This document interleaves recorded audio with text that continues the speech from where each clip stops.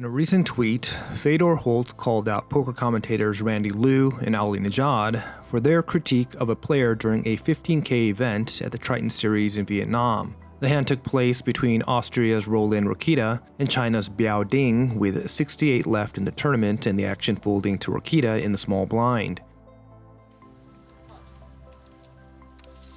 It's all about trying to get that free flop with deuce 4 offsuit. He sure is. I don't think it's going to happen as Biao Ding looks down at black tens. I mean, you just saw this guy jam. Queen 9 suited, 8 9 suited. It's a bit ambitious, I'll tell you. Deuce 4. Wow, he checked 2 10s. Is this like a next level trap that I don't know about, Ollie? I don't get it at all. This is really peculiar, really unorthodox, and wholly unexpected by both of us. It was like these cards are too good. I got dealt. Yeah, but I would usually two expect tens is vulnerable against that, you know, the jack sevens of the world. Oh no, I did the Henry. Of the world. Yeah. That's his play. It's rubbing off on me. It's infectious. Now suddenly equity for Rokita's deuce 4 as the action on the flop went check, check. Picks up a gut shot straight draw. You know what? He could think this is He's going to a stab. pot available for the taking. He's got to stab this. Somehow, Biao Ding has gotten more chips out of his opponent with his pre-flop play Well, and he flop hasn't. play. We can't describe them as chips that he's gotten yet. I mean, is he going to find a fold? Is he misread his hand? No, okay. He did not misread his hand. He's continuing. Yeah. Man All of he the needs game to plan. do is dodge a 5. Oh my come on. gosh. Is this hand real? Every time I tease those situations, I instantly feel responsible for these sorts of rivers. Just a disgusting run out for the 2 10s. Did I not say he got more chips out of the deuce 4 somehow? Yeah, but now he may have cost himself.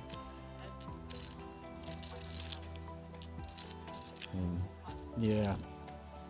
Ding flips in the call and show me a queen, show me a 6. Don't show me deuce 4. Yeah, that's worse. Ouch. Slow play gone wrong. Indeed. You know, that's sort of really a teachable moment, dare we call it, Mm-hmm. Randy, in terms of taking those 2 10s and not being cute with them. Just put the raise in. Shed hands like deuce 4. Trapped you. Yeah. At least charge him pre-flop. If he wants to commit more chips with deuce 4, then let him, and if he takes you up. But as played, he's given his opponent a free chance to take a shot at you for no reason. Your opponent could be limping jack 2 offsuit, queen deuce offsuit, these king deuce offsuits. They got a chance to take out 2 10s pretty easily. So, yeah. Maybe a little inexperience on some. Maybe he's not used to playing short stacks. So just like kind of confused. But you know, you give it your shot. Other events to maybe learn from. I'm sure he's going to be thinking about like, what did I do, and just try to fix that. Yeah. leak. That's a long walk back to your hotel room, you know, filled with sort of questions about how you could have avoided that situation. Given the disastrous outcome of this hand for Ding, at first glance it might seem like the commentators were right, that Ding's 10s, while strong, were vulnerable and therefore he should have raised all in pre-flop to protect his equity. But Fedor Holtz isn't just some random person taken off the street. He is one of the winningest players of all time, and according to the computer, he was 100% correct. Based on this custom sim, checking wins significantly more EV compared to jamming. So why is this? Well, another poker legend, Jason Kuhn, dropped into the thread to explain. The small blind's limping range at this very short stack depth is extremely polar. It is essentially comprised of the strongest pocket pairs and then total trash. The remainder of the range shoves, including virtually all combos with 1 or 2 broadways that are blocking the big blind's calling range, to a shove. So against this specific limping range, there isn't a whole lot of incentive for pocket tens to jam. The small blind's bluffing region consists primarily of lower cards that will autofold to a raise, but post-flop would likely either bluff or make a weaker hand and put in more chips. So the benefit of protection is small. And as for the small blind's value region, at this SPR, most of these hands are stacking off regardless, whether they are stronger or weaker than pocket tens. If we take a look at the river decision, the small blind is shoving hands as weak as pocket sevens for value, and the big blind is calling hands as weak as king and ace high facing the all-in. And if certain combos within your opponent's range will react the same to you no matter what action you choose, then essentially it's a wash from an EV perspective and can be ignored as part of your analysis. Now if we increase the effective stack slightly, just to 10 big blinds, we see that both the small blind and big blind strategies change significantly, and here the big blind does shove pocket tens facing a small blind call. And this example highlights the level of precision which elite players like Fedor, Jason, and others are operating at. Ali Najad is a very experienced commentator, he's one of the best, and Randy Liu is a long-time high-stakes pro himself. But there are levels to this game, which is part of the reason why I've always advocated for beginners to avoid playing MTTs, even at lower stakes. Poker is impossibly complex, but at least in most cash games, the variables are somewhat limited.